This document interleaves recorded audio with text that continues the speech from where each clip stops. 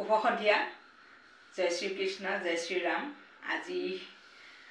আমাৰ চেনেললৈ এটা আকৰ্ষণীয় বিষয়বস্তু লৈ আহিছোঁ আৰু সেই আকৰ্ষণীয় বিষয়বস্তু মুখ্য আকৰ্ষণ হৈছে আমাৰ ৰিংকু মেধি তেখেত এগৰাকী মানে উদ্যোগী মহিলা হয় তেখেতে বিভিন্ন ঠাইত গৈ অসমে নহয় অসমৰ বাহিৰত গৈ তেখেতে মানে কাপোৰৰ বস্ত্ৰৰ ব্যৱসায় কৰিছে আৰু এইটো আমাৰ মৰিগাঁও জিলাৰ কাৰণে সঁচাকৈ এটা মানে গৌৰৱৰ কথা কাৰণ আজিকালি যুগত মহিলা সাধাৰণতে ওলাই যাবলৈ অলপ ভয় কৰা তেনেকুৱা এটা মুহূৰ্তত তেখেতে ইমান সাহসেৰে ওলাই গৈ কাম কৰি আছে মানে এটা জাগৰণ আনিবলৈ সক্ষম হৈছে মৰিগাঁও জিলাৰ ভিতৰত এয়া আমাৰ মানে ৰিংকু মেধি তেখেত এগৰাকী খুব ভাল মানে বিহু জেংবি এগৰাকী আছে তাৰ বাহিৰে তেখেতে ভাল বিয়া নামো গায় আজি আমাৰ অনুষ্ঠানটি এটা বিয়া নামেৰে আৰম্ভ কৰিম হাই নমস্কাৰ বিয়া নাম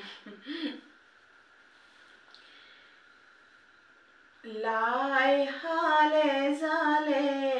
তাতিত বগাল পৰলা আবেলি বতাহে তাতিত বগাল পৰলা লফাহালে জালে পাতেহে তাতিত বগাল পৰলা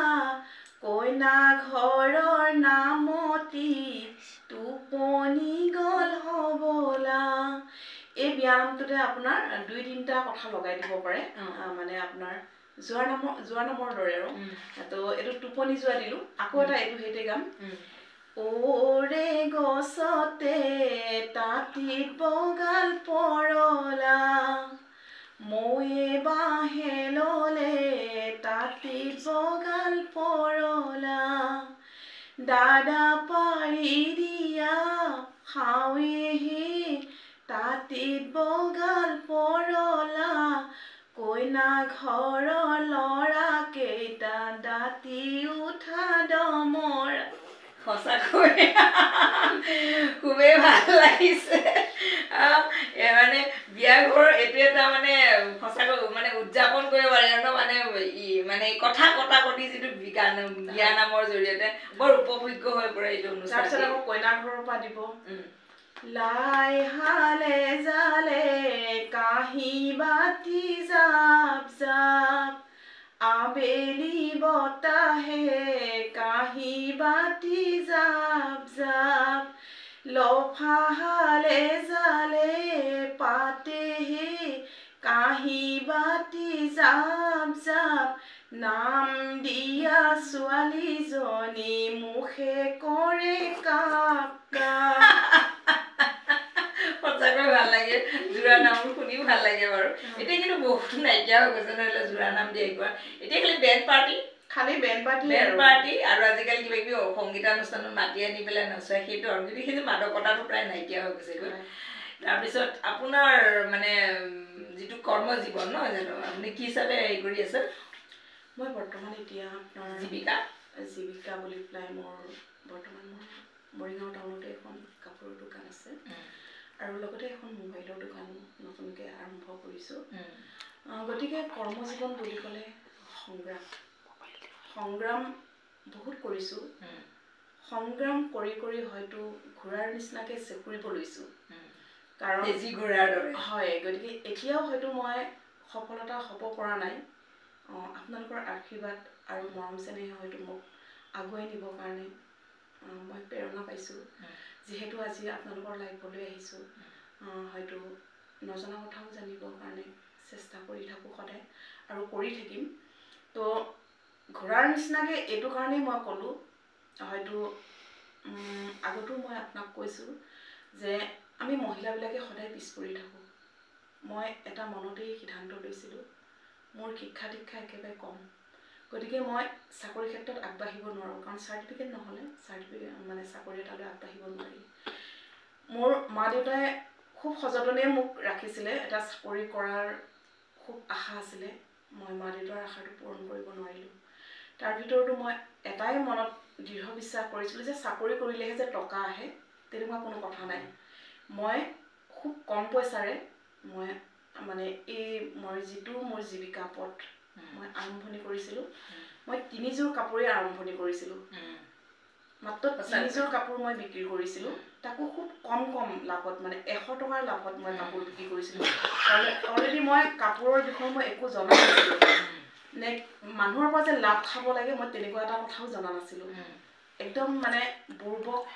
আৰু অজলা বুলি ক'লেও ভুল নহয় কিন্তু এতিয়া দেখাক দেখি অকণমান কিবা এটা আহিছে বাৰু নিজকেও মই মানে সময় শিকাইছে আৰু সময় সকলো শিকাইছে গতিকে আপোনালোকৰ আশীৰ্বাদত মই অসমৰ চাকৰি বুলি কথা নাই বাণিজ্য বসতি লক্ষ্মী ন মানে বাণিজ্যত হেনো লক্ষ্মী বসতি কৰে গতিকে মানে চাকৰিৰ পৰা আঁতৰি যে আপুনি এটা বেলেগ এটা মানে লৈছে বিষয় এইটো মানে খুটৰ বিপৰীতে যোৱা নিচিনা আছে আৰু খুটৰ বিপৰীতে কাম কৰিলেহে মানুহে আচলতে মানুহক চিনি পায় বা মনত ৰাখে নহয় জানো হয় মই আচলতে চাকৰি যদিও নকৰিলোঁ মই মোৰ মা দেউতা নাই এতিয়া বৰ্তমান স্বৰ্গীয় তেওঁলোক য'তেই আছে ততেও তেওঁলোকে মোক আশীৰ্বাদ কৰক মোৰ এটা খুব বিশ্বাস আছিল মই মা দেউতাক টকা পইচাৰে মই খুৱাব নোৱাৰিলোঁ কিন্তু এতিয়া মোৰ দুখ লাগে মোৰ মা দেউতা যদি এতিয়া থাকিলহেঁতেন মই নিশ্চয় মোৰ কৰ্মৰে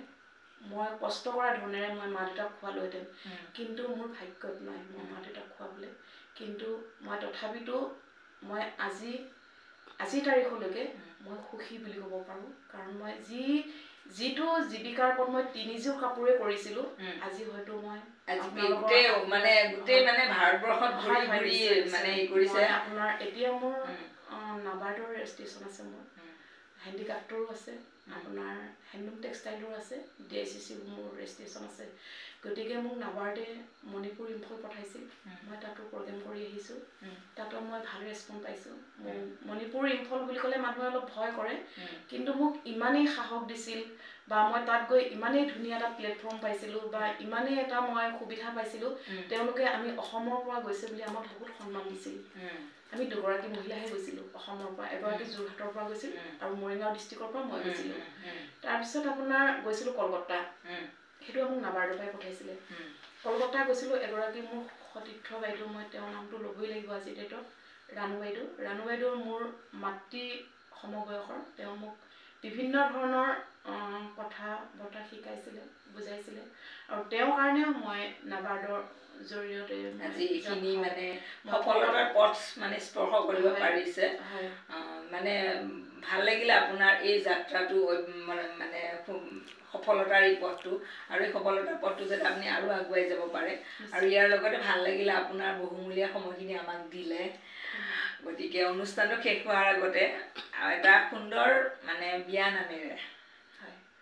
আমি অনুষ্ঠানটো সামৰণি মাৰিম বনে বনে ফুৰিলো বনৰ মালা গাঁঠিলো বেয়া নাপাবাৰে ধেমালিহে কৰিলো এটা বিয়া নামেৰে আমি আমাৰ এই অনুষ্ঠানটা বিদায় ল'লোঁ আৰু আমি নেক্সট এটা ভাল মানে আকৰ্ষণীয় বিষয়বস্তুলৈ আমি আপোনালোকৰ সময়ত আকৌ উপস্থিত হ'ম